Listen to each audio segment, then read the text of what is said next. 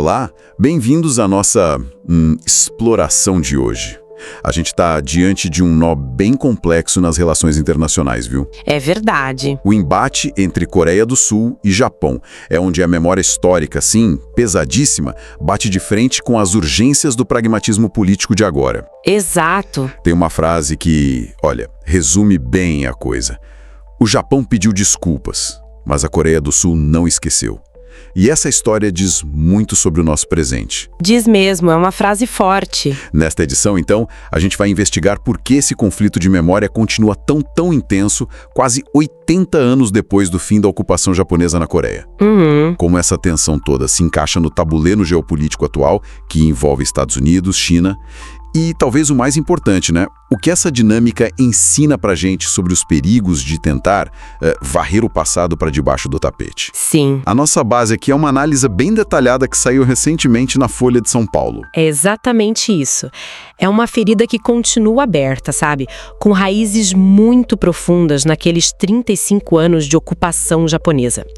Um período que acabou lá em 1945, mas cujas sombras, nossa, ainda se projetam forte nas decisões políticas e no sentimento popular na Coreia do Sul. Quer dizer, não é só lembrança. Não mesmo. As cicatrizes do colonialismo moldam ativamente a diplomacia hoje. É presente. Para a gente entender a profundidade disso, então, precisamos voltar um pouco no tempo. Estamos falando de um domínio colonial japonês que foi de 1910 a 1945. A matéria da Folha não alivia, descreve a brutalidade desse período. De fato, foi uma era marcada por uma tentativa assim, sistemática de apagar a identidade coreana. Como assim? Bom, o ensino da língua coreana foi proibido nas escolas. A população foi rebaixada, a uma cidadania de segunda classe, e teve um esforço consciente para suprimir símbolos culturais, políticos, nacionais. Nossa. Essa experiência de subjugação, de humilhação, é a fonte primária do ressentimento que ainda hoje permeia a relação bilateral, como a fonte detalha bem. E nesse contexto de opressão todo, imagino que algumas violações viraram símbolos mais dolorosas, né? Com certeza. O trabalho forçado imposto a milhares de coreanos é um exemplo claro. Sim. E outro, talvez o mais sensível, o que persiste mais na memória coletiva, é a escravidão sexual das chamadas mulheres de conforto. Um eufemismo terrível. Terrível, que mal consegue esconder a violência que foi sofrida por incontáveis mulheres coreanas forçadas a servir sexualmente os militares japoneses. A busca por justiça, por reconhecimento para essas vítimas, continua sendo um pilar central da reivindicação sul-coreana. É uma questão de dignidade. Entendo. A reparação, mesmo que simbólica, né? Exato. Tornou-se uma causa nacional na Coreia do Sul. E do lado japonês? Bom, a resposta a essas demandas históricas tem sido, no mínimo, ambivalente. Como assim, ambivalente? Olha, houve gestos de reconhecimento, é preciso dizer. Em 1995, o primeiro-ministro da época, o Tomichi Murayama, ele fez um pedido formal de desculpas. Admitiu os tremendos danos e sofrimentos infligidos pelo Japão e expressou remorso profundo. Certo. Essa linha foi mantida depois, por exemplo, pelo Junichiro Koizumi, em 2005. Mas, pelo que a gente vê, essas desculpas nunca foram suficientes para, virar a página, certo? A fonte da Folha ressalta um padrão nisso. Pois é. Esses pedidos formais, muitas vezes, eram seguidos por declarações ou ações que meio que diminuíam o peso daquilo, né? Muitas vezes vindo de alas mais conservadoras da política japonesa, que resistem a um acerto de contas completo com o passado imperial. Exatamente. O Shinzo Abe mesmo, em 2015, ele chegou a questionar até quando as novas gerações japonesas deveriam continuar se desculpando. Isso acaba alimentando a percepção de que o arrependimento não é unânime, nem definitivo. Perfeito. E essa aparente hesitação, essa falta de uma mensagem consistente por parte de Tóquio, mina a confiança. Gera a sensação, lá em Seul, de que as desculpas podem ser mais uma conveniência diplomática do que um reconhecimento genuíno da culpa histórica. A matéria da Folha até menciona especulações recentes na imprensa japonesa. O atual primeiro-ministro, Shigeru Ishiba, talvez evite declarações mais fortes sobre os 80 anos da libertação coreana agora em agosto de 2025. E por quê? para não desagradar a base eleitoral conservadora dele, principalmente depois de uns resultados eleitorais ruins. Entendi. Isso reforça a narrativa sul-coreana, então. Exatamente, a narrativa de que talvez o Japão não tenha de fato confrontado seu passado. E aí levanta-se uma questão quase irônica, mas muito presente nesse debate. Um pedido de perdão feito na base do cálculo político, sabe? Só para acalmar os ânimos ou para satisfazer aliados, sem uma real contrição, sem mudança de postura sobre a história. Isso pode ser considerado um pedido de perdão verdadeiro? É uma pergunta difícil. Para muitos na Coreia do Sul, a resposta parece ser não. E ainda tem o argumento legalista de Tóquio, né? O governo japonês vive dizendo que todas as questões de compensação já foram resolvidas em acordos passados. Isso. O principal deles é o Tratado de 1965, que normalizou as relações diplomáticas e incluiu um pacote de ajuda econômica e empréstimos do Japão para a Coreia do Sul. E teve um mais recente sobre as mulheres de conforto. Sim, em 2015, que foi anunciado na época pelos dois governos como uma solução final e irreversível. Só que a realidade na rua parece outra, né? Completamente. A visão da sociedade civil sul-coreana diverge muito dessa interpretação oficial. A Folha descreve bem os protestos que ainda acontecem toda semana em frente à embaixada japonesa em Seul. Ainda hoje. Sim, semanalmente. Muitas vezes liderados por ativistas e pelas poucas mulheres de conforto que ainda estão vivas. Essas manifestações são a prova mais clara de que, para uma parte enorme da população, os acordos no papal foram insuficientes. Ou não abordaram a questão moral humana. Exatamente. Ou foram negociados sem consultar as vítimas como deveriam. A ferida histórica, para eles, continua aberta, sangrando. Lugares como a antiga prisão de Seodemun, que hoje é um museu, também funcionam como memoriais poderosos dessa resistência e do sofrimento sob o domínio japonês. E aí a gente chega no coração do dilema que a Coreia do Sul enfrenta hoje, né? Um ponto que a matéria da Folha explora muito bem. De um lado tem essa pressão interna gigantesca, social, política, para não esquecer, para honrar a memória das vítimas, celebrar a luta pela independência e continuar exigindo do Japão um reconhecimento histórico mais completo, mais sincero, além das separações justas. E do outro lado dessa equação? Bom, tá a dura realidade geopolítica do século XXI. A vizinhança complicada. Exatamente. A Coreia do Sul vive numa região complexa, perigosa.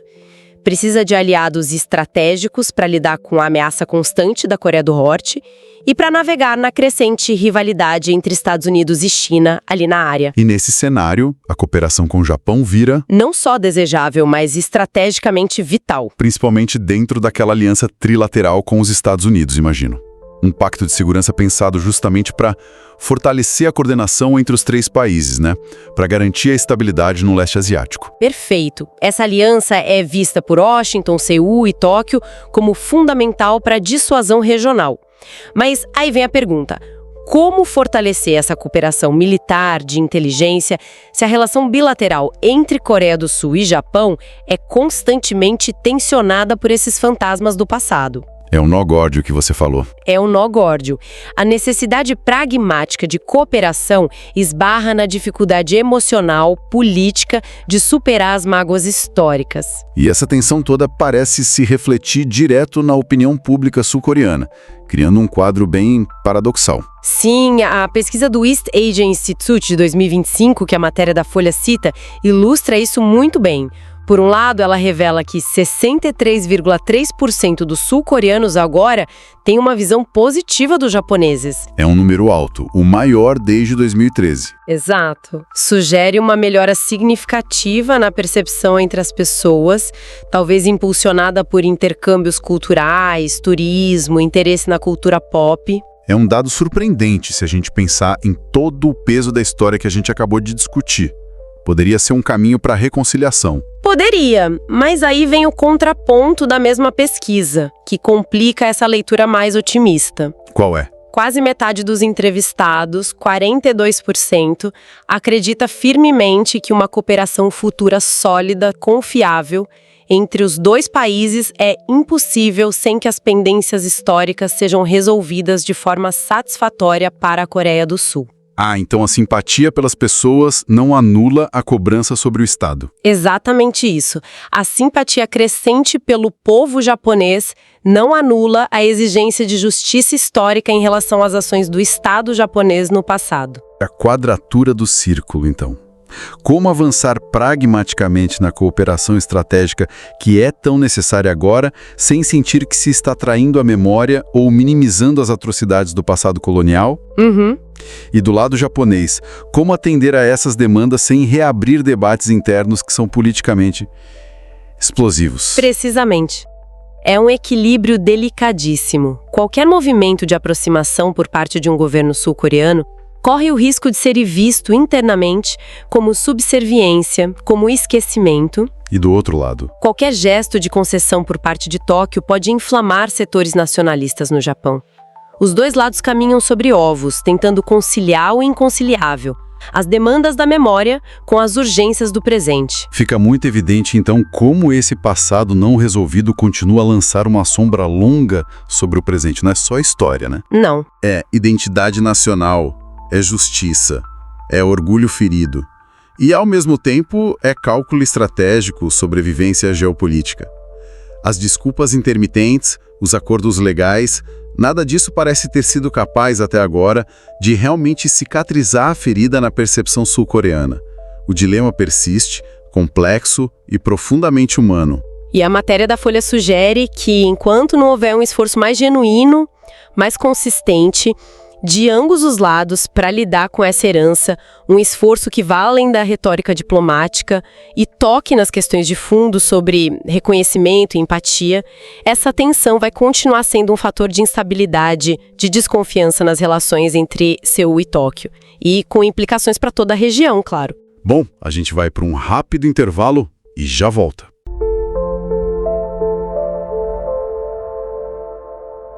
Bem-vindos de volta. Bom, gente, agora, nesta segunda parte da nossa edição, a gente vai mergulhar mais fundo na dimensão atual, né? E na geopolítica dessa relação tão complexa entre Coreia do Sul e Japão. É aqui que a história meio que encontra a estratégia do presente, sabe? Exatamente. Vamos olhar mais de perto os pactos de segurança trilaterais, aqueles que envolvem os Estados Unidos, claro, e também a tensão que a China sempre gera ali na região.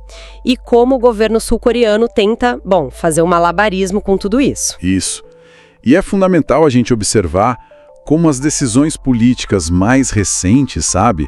As declarações do presidente sul-coreano e, claro, aquelas polêmicas que sempre voltam, envolvendo locais simbólicos tipo o Santuário Yasukuni, as minas de Sado, como tudo isso mantém as feridas históricas bem abertas, sangrando no presente mesmo. O foco aqui é entender que a reconciliação, ou a falta dela, não é só sobre memória, né? Não depende só disso. Envolve escolhas políticas bem concretas, interesses estratégicos, visões de futuro que estão sendo debatidas agora e vamos tentar fazer um paralelo com outras experiências de justiça histórica pelo mundo. Boa. Certo, vamos começar então pelo tabuleiro geopolítico. A Coreia do Sul parece estar numa posição delicada, né?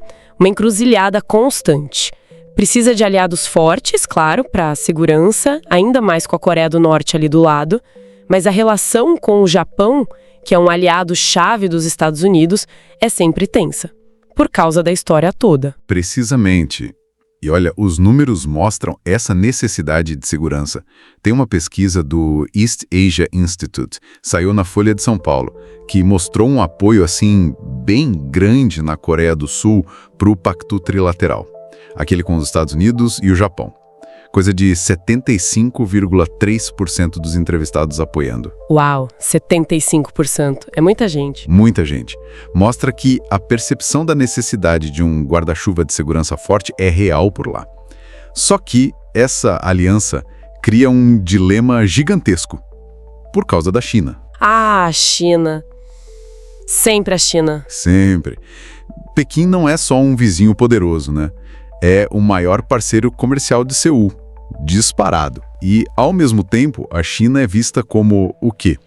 Principal adversário estratégico de Washington. que é quem está montando essa aliança trilateral. É a clássica sinuca de bico geopolítica, né? Tentar equilibrar a segurança e economia quando os seus maiores parceiros nessas áreas, não se bicam. Quase ter que escolher entre o guarda-chuva americano e o mercado chinês. Complicado. Exatamente. Tem um historiador, o Kim Yong-dao, da Heritage Academy of Korea, e ele descreveu isso muito bem numa análise para a Folha.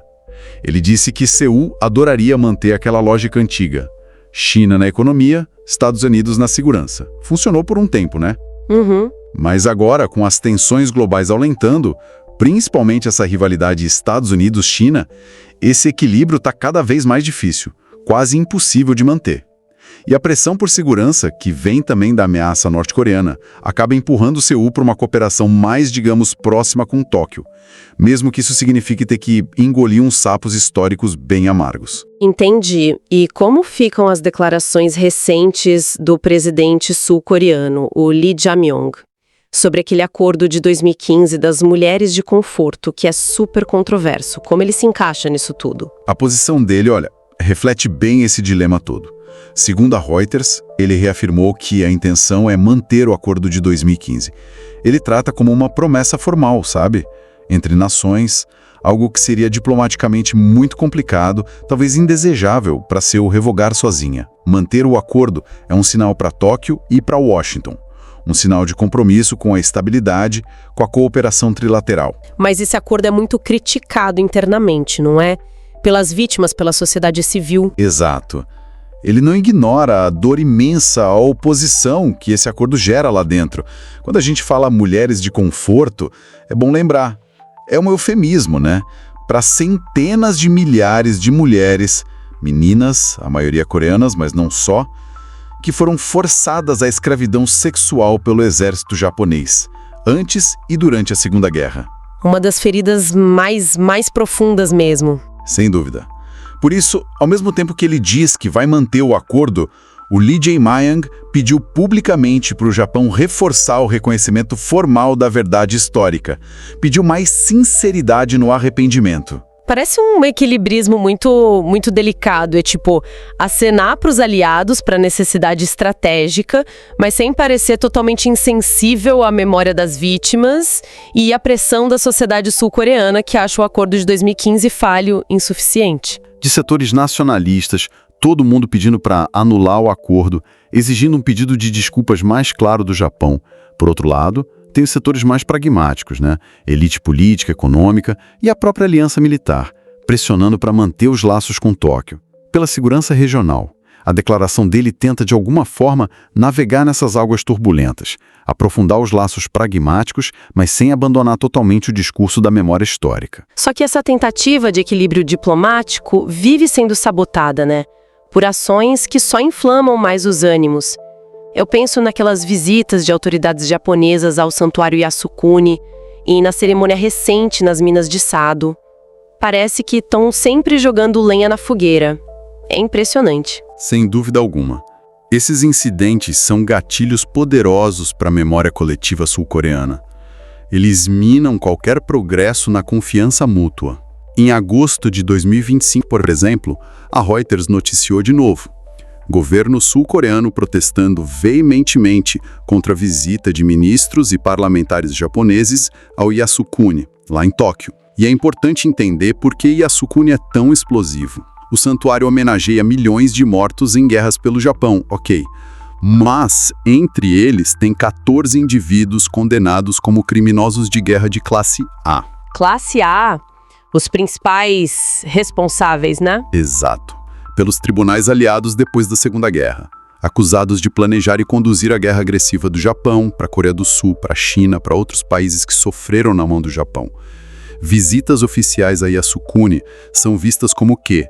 Glorificação desse passado, uma afronta direta às vítimas. Ou seja, não é só um lugar religioso, é um símbolo político fortíssimo, carregado de história. E ofensivo para quem foi vítima da agressão. Exatamente. E a resposta de Seul é sempre a mesma, bate sempre na mesma tecla. O futuro das relações precisa se basear em arrependimento genuíno, reflexão histórica sincera do Japão.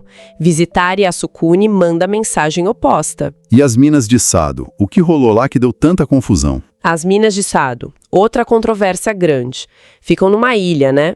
Durante o período colonial, milhares de coreanos foram levados para lá, trabalho forçado em condições brutais. Aí, recentemente, o Japão fez uma cerimônia lá. O local foi inscrito como Patrimônio Mundial da Unesco, o que já tinha gerado protesto de Seul. Por quê? Porque a narrativa que o Japão apresentou para a Unesco, segundo Seul, minimizava ou até omitia a história do trabalho forçado coreano lá. Ah, entendi. Daí a Coreia do Sul boicotou a cerimônia. Denunciou, segundo a AP News, a falta de um reconhecimento explícito de um pedido formal de desculpas pelo sofrimento imposto aos trabalhadores coreanos ali.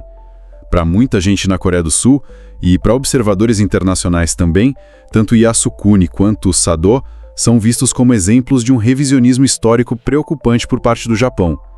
Parece que tem uma tentativa de setores influentes lá de reescrever ou pelo menos amenizar os capítulos mais sombrios do passado imperial militarista, focando só no que eles acham glorioso, o que, claro, bate de frente com a memória dos vizinhos. Fica uma sensação muito estranha vendo isso de fora. É quase como...